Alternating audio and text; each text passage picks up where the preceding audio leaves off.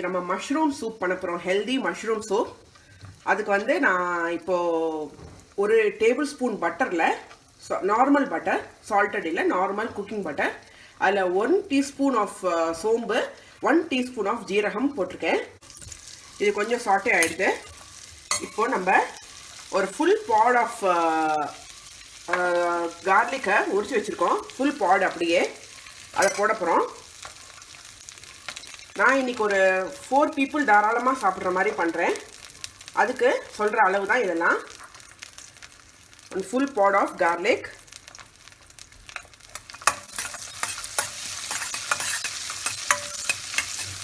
நல்லா ஒரு குயிக் ஸ்டர் கொடுத்துருங்க. ரொம்ப அப்படியே வதங்கணும்னு அவசியம் இல்லை. அப்புறம் 2 மீடியம் சைஸ் அனியன்ஸை நான் நல்லா ஸ்லிட் பண்ணி வச்சுட்டுருக்கேன். இப்படி நீட்டமாக 2 மீடியம் சைஸ் அனியன்ஸ். நான் இப்போ சொல்கிறது எல்லாமே 4 பீப்புளுக்கு. தாராளமாக ஒரு பெரிய கப் நிறைய ஒருத்தர் குடிக்கிற மாதிரி.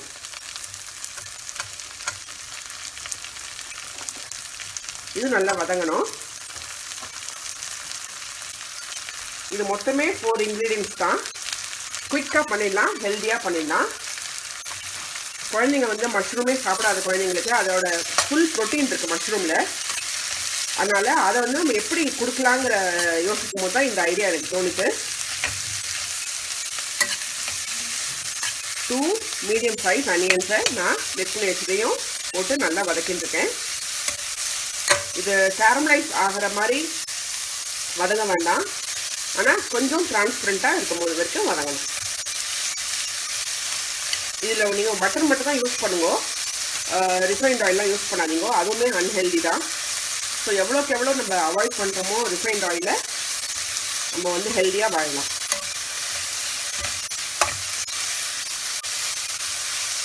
பாருங்க, இப்போ போகிறோம். இப்போது கட் பண்ணி வச்சுருக்கிற மஷ்ரூம், நான் இன்றைக்கி 200 கிராம்ஸ் ஆஃப் மஷ்ரூமை நல்லா வாஷ் பண்ணி இந்த மாதிரி தின் ஸ்லைசஸாக பண்ணி வச்சுட்டுருக்கேன். இதையும் நீங்கள் இதோட சேர்த்துருங்க.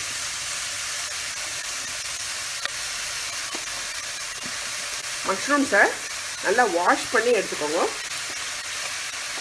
முடிஞ்சால் சால்ட் வாட்டரில் வாஷ் பண்ணது ரொம்பவே நல்லது.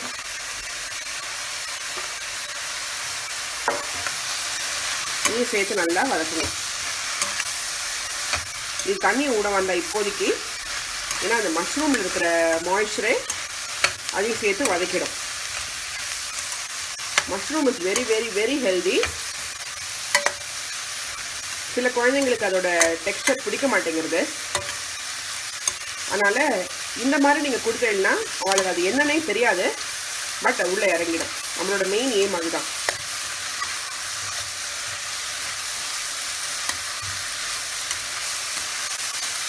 இதில் 3 க்ரீன் சில்லி கொஞ்சம் உடச்சி அப்படியே போட்டுக்கோங்க. 3 க்ரீன் சில்லி. க்ரீன் சில்லிஸ் வேண்டாம்னு நினைக்கிறவா வெறும் பெப்பர் மட்டும் போட்டுக்கலாம். இந்த ஸ்டேஜில் இல்லை, இன்னும் கொஞ்சம் வதங்கின அப்புறம். நான் இது வதங்கிறதுக்காக க்ரீன் சில்லி இப்போவே போட்டுட்டேன்.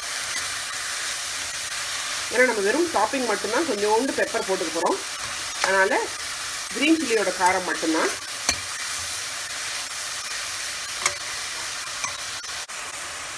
இந்த மஷ்ரூமுக்கு தேவையான சால்ட்டை, கல் உப்பு போடுறேன். ஒரு 3/4 இல்லை, ஒரு 1/2 டீஸ்பூன் போட்டு பேச்சுக்கோங்களேன். Teaspoon of salt. இந்த மஷ்ரூமுக்கு தேவையான சால்ட் மட்டும்தான் போட்டிருக்கேன்.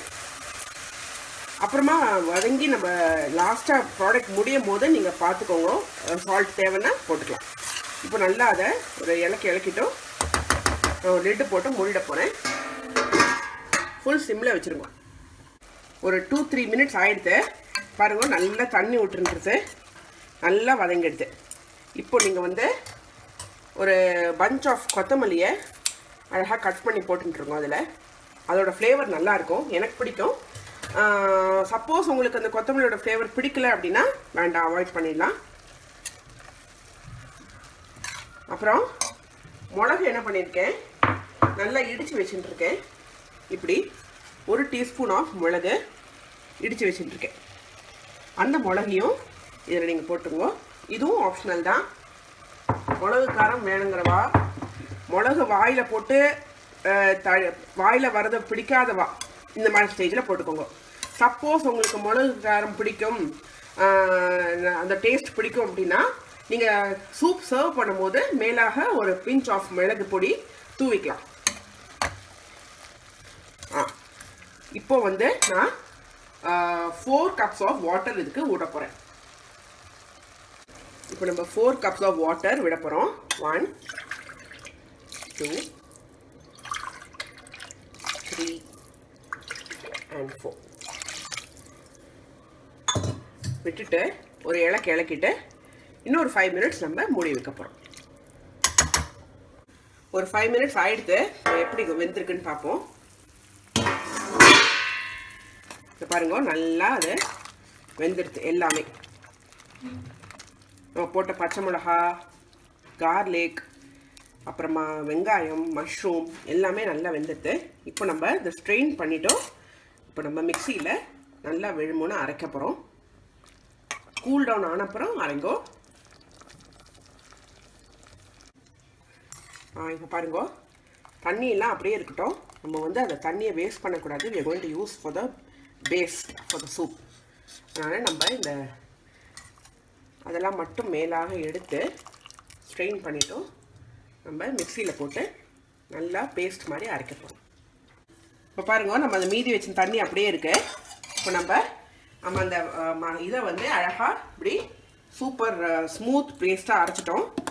இதில் வந்து அனியன்ஸ், பூண்டு, அப்புறமா மஷ்ரூம், அப்புறமா கொத்தமல்லி கொஞ்சம் போட்டிருக்கோம், கொஞ்சம் மிளகு பொடி போட்டிருக்கோம். எல்லாத்தையும் சேர்த்து அழகாக அப்படி பிளெண்ட் பண்ணிட்டோம். இதை வந்து இதில் இப்போது போட போகிறோம்.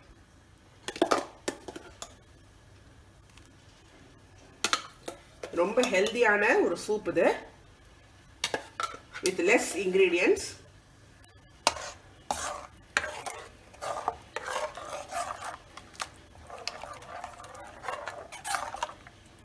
இன்னும் நிறைய தண்ணி ஊற்றலாம், திக்காக இருக்கு.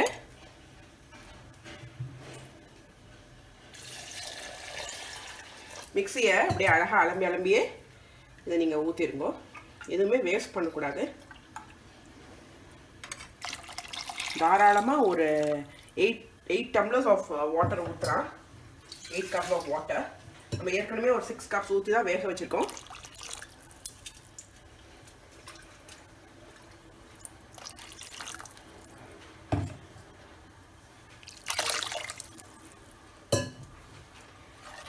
பாருங்க, சூப் கன்சிஸ்டன்சி பார்த்துக்கோங்க, செக் பண்ணிக்கோங்க. ரொம்ப தண்ணி ஆக்கிடாதுங்க. ஏன்னா நம்ம எந்த கார்ன்ஃப்ளவர் ஒரு திக்னிங் ஏஜென்ட் நம்ம போட போகிறதில்ல.